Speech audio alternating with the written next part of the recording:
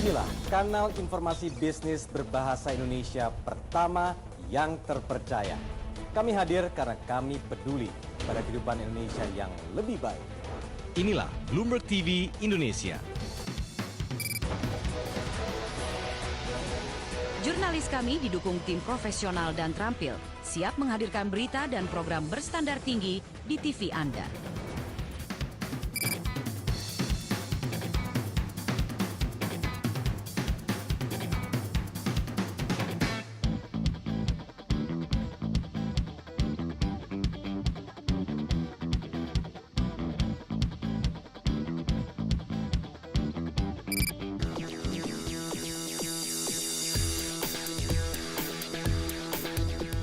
Begitu banyak kisah sukses para CEO di Indonesia yang berawal dari pemikiran tak biasa.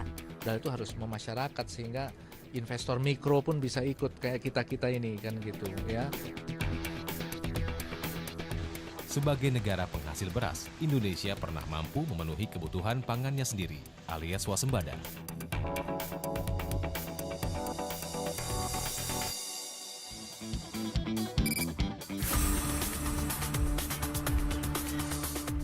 Salah satu komputer Apple generasi pertama kembali dilelang di Mountain View, San Francisco bagian barat. Lelang dibuka dengan harga $300.000 Amerika atau sekitar 2,9 juta rupiah.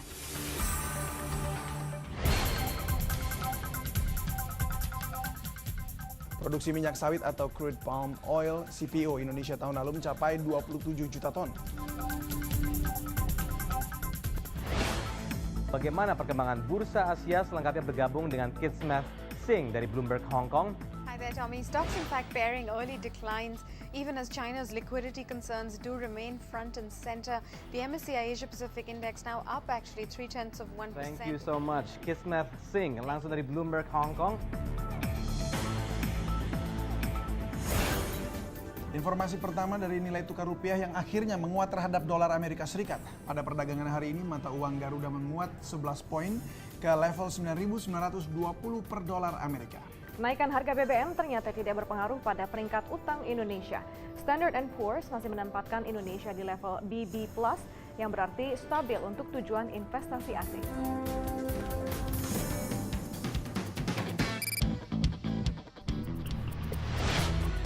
Betul kau bekerja untuk Soeharto, untuk Gus Dur, untuk SBY, tapi kiblatmu is kepentingan rakyat.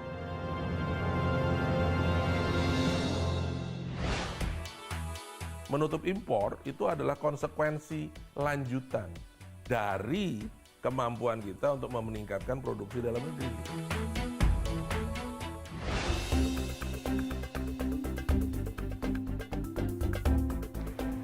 Makanya orang di sini bisa mengelola makanannya dengan cita rasa yang baik dan enak.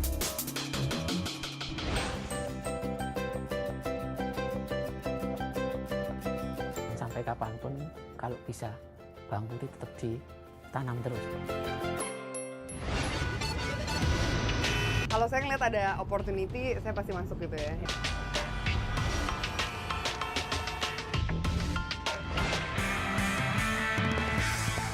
Mereka impor, mereka masukkan ke negara mereka dan mereka masukkan ke toko-toko bersaing dengan gitar-gitaris yang lain.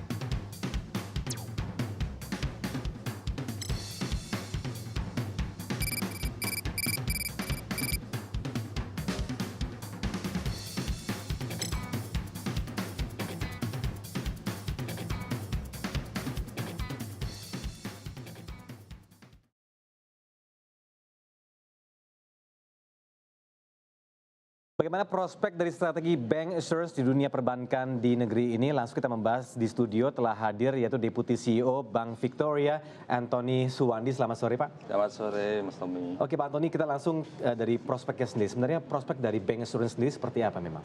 kalau kita melihat kebutuhan daripada masyarakat Indonesia yang sudah semakin baik saat ini, baik dari income per kapita maupun gaya hidup mereka, kebutuhan atas produk insurance-nya itu sendiri sedemikian penting. Kalau berbicara tentang bank insurance ini hanya berbicara kanal distribusi insurance yang dilakukan melalui bank. Jadi kebutuhannya ini bisa terpenuhi apakah melalui distribusi agensi ataupun distribusi daripada bank insurance. Kemudian faktor-faktor apa yang dilihat yang membuat bahwa ini adalah saat yang tepat untuk saat ini? Kalau kita bisa melihat iklim investasi di Indonesia, karena produk daripada bank insurance itu sekarang tidak berbicara hanya proteksi semata-mata, tapi juga ada kandungan investasi di dalamnya. Nah, saat seperti sekarang kita bisa lihat berapa banyak sudah masyarakat kita yang sudah mulai aware bahwa instrumen investasi tidak hanya di deposito atau tabungan, tapi banyak instrumen-instrumen lain seperti instrumen obligasi, instrumen saham, dan sebagainya yang bisa mereka peroleh bukan hanya dari produk reksadana saja, tapi juga dari produk bank insurance, di mana ada produk yang namanya unit link ada di dalamnya. Nah, lalu bagaimana bicara unit link sendiri kan kaitannya dengan asuransi. Ya. Kau bicara awareness sendiri, apakah tingkat awareness masyarakat Indonesia ini sudah cukup tinggi dalam hal proteksi diri atau asuransi ini? Mungkin kalau kita bilang awareness-nya ada, tapi tingginya belum. Oleh sebab itu mengapa sampai sekarang di OJK pun ada satu deputi komisioner yang khusus menangani edukasi nasabah, edukasi nasabah perbankan. Nah, kita dari kalangan bankir sangat mendukung sekali hal ini. Bahkan di bank kita sendiri, Bank Victoria, kami memiliki satu unit khusus yang menangani edukasi nasabah untuk hal ini dan juga perlindungan konsumen. Di mana kami perlu menyampaikan bahwa hal-hal apa saja yang patut diketahui sebelum seseorang atau sebelum nasabah membeli sebuah produk. Dan kami juga tidak melakukan produk pusing pada saat penjualan. Kami melakukan betul-betul adalah sifatnya tuh menggali dulu kebutuhan daripada nasabah, sehingga apa yang dibeli oleh nasabah, baik itu produk bank insurance ataupun produk yang lainnya, berdasarkan memang dia butuh. Oke, itu. Oke, tapi dari sisi Bank Victoria sendiri kan tampaknya sudah mulai menggenjot khususnya di bank insurance ini. Betul. Di tahun ini. Lalu kemudian proporsinya seperti apa bank insurance bagi bank? Oke, kita baru memulai ini di awal tahun 2014, tepatnya di Februari. Dan kita melihat wealth management ini akan menjadi salah satu pilar pendukung fee-based income kami.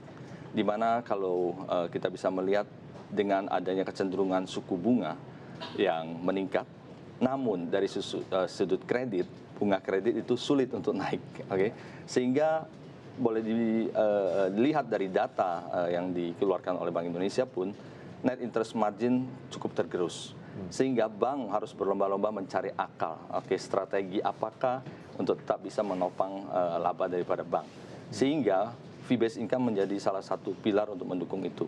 Dan fee-based income itu bisa datang daripada operational fee-based income dan juga fee-based income yang bisa datang daripada produk-produk non-banking, yaitu produk-produk dari wealth management, dan salah satu diantaranya adalah produk bank insurance. Di Bank Victoria sendiri kami memulai ini di awal tahun, dan so far sudah 6 bulan kami memasarkan produk ini. Kami menargetkan 50 miliar premi bisa terkumpul, dan syukurlah hingga saat ini kami sudah bisa mencapai sekitar 70 miliar atau 140% daripada 10% target yang kita tetapkan kita bisa capai. Tapi berhubung sudah disebutkan tadi mengenai net interest margin sendiri, bagaimana situasinya Bank Victoria khususnya dalam NIM ini sendiri?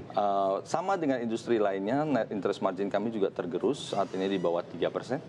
Yang sebelumnya di atas 3%. Namun kami percaya bahwa dengan strategi-strategi yang lain yang bisa kami lakukan, kami terus berusaha untuk bisa menjaga profitabilitas kami, likuiditas kami, di mana saat ini likuiditas kami cukup terjaga dengan baik. LDR kami itu berada di antara 76 sampai 78%, sehingga likuiditas bank sangat aman saat ini. Berarti melihat proporsi yang Bapak sebutkan tadi, berarti bank insurance merupakan salah satu yang utama tentunya untuk menggenjot fee-based income di Bank Victoria. Betul. Oke, Pak Antoni, kalau melihat dari asuransi sendiri sudah ada 3 asuransi yang diajak bekerja sama. Betul. Dan kira-kira bagaimana ke depannya? Oke, sejauh ini kami sudah bekerja sama dengan Jiwasraya, Generali, dan juga kemarin kami barusan launching dengan FWD Life, di Indonesia. Pada saat kami memilih ketiga partner kami ini, kami selalu memilih the best product of each insurance company. Sehingga kita tidak mengambil satu insurance company dan memprovide kami dengan 4-5 produk. Tidak. Setiap perusahaan hanya satu. Jadi kami hanya pick up yang the best. Jiwasraya mereka memprovide kepada kami adalah investasi jangka pendek punya bank insurance sifatnya. Untuk Generali, investasi jangka menengah dan sifatnya memang unit link. Sedangkan untuk FWD Life kemarin yang kami launching itu adalah produk yang berbasis dana pensiun. sehingga untuk kepentingan investasi jangka panjang. Dan kedepannya kami masih akan menambah beberapa partner lagi. Tepatnya semua minggu depan kami akan launch satu lagi, dengan sebuah partner joint venture company. Boleh sebutkan siapa? Basisnya perusahaannya joint venture dari Jepang, tepatnya. Dan produk yang akan kami pasarkan nanti adalah produk berbasis kesehatan atau medical.